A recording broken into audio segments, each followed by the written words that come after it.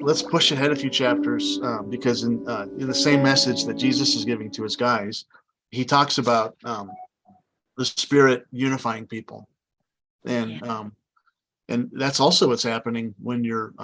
One of the things I love about Night to Shine and Starpoint is you're unifying a community for the purpose. It's almost like the non-believers give us a pass because the focus is not, hey, we're going to try to convert you. The focus is let's bless adults with disabilities.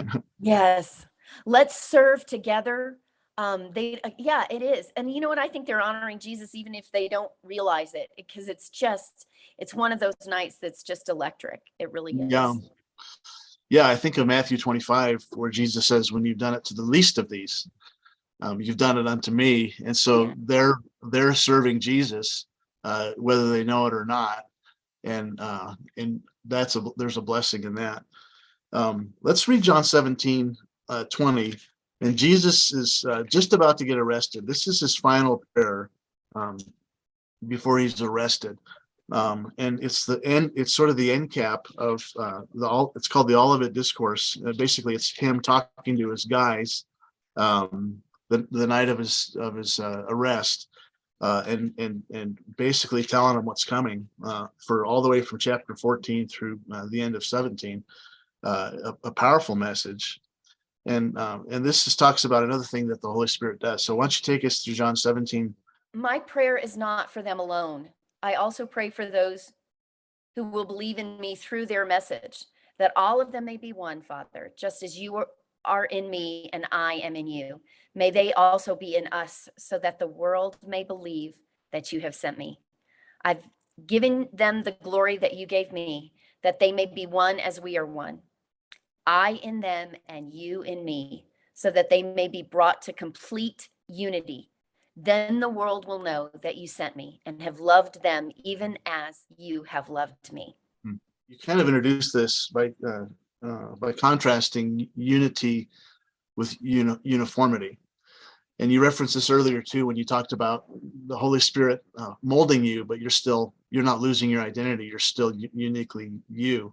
Yeah, I just see the world wanting uniformity. The world seems to have always wanted uniformity. We all need to think the same way. I see that, I try to avoid social media these days, but you see it on Facebook, where if you don't agree with me, then we can't be friends. And oh gosh, do we all want to be the same? How boring, how utterly boring. But this was new, the coming of the Holy Spirit, Pentecost. Jesus makes all things new.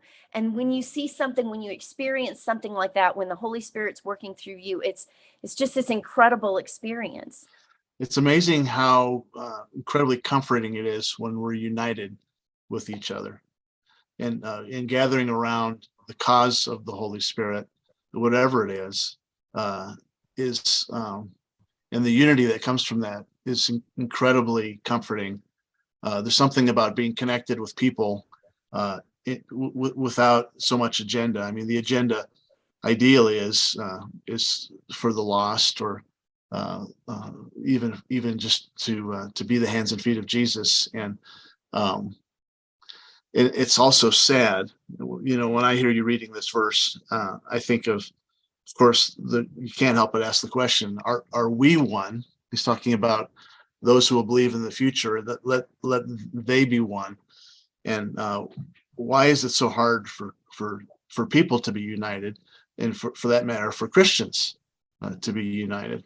Yeah, we get together and then we find one little thing to separate us, and we fight and get ugly and disconnect just as quickly as unbelievers over things that maybe we can disagree on, politics and how we feel on, sexual issues or gun control or whatever it is.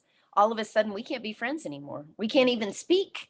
Yeah, we think that we have to defend the cause, and therefore they have to be our enemies, and we polarize. I think 1054 is when officially the Catholic Church and the Orthodox Church split.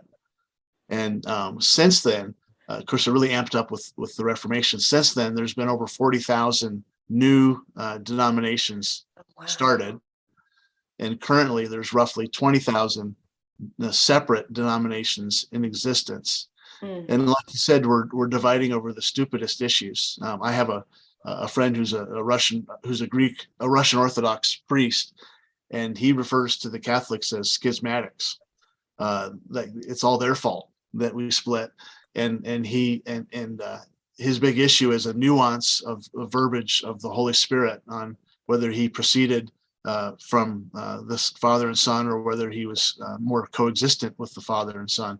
And I still don't even understand the argument. But Wow. two groups now, and of course we're dividing over everything. In the last 5 years, the entire world has. It seems like the division is amping up over the very issues you mentioned, and what's really sad is, we're talking about the Holy Spirit and Pentecost. The charismatic renewal has been one of the great dividers of the church. Are you a spirit-filled Christian or a non-spirit-filled Christian? And now suddenly somehow it's us versus you, and Christians trying to convert Christians to their brand. How ironic and how sad.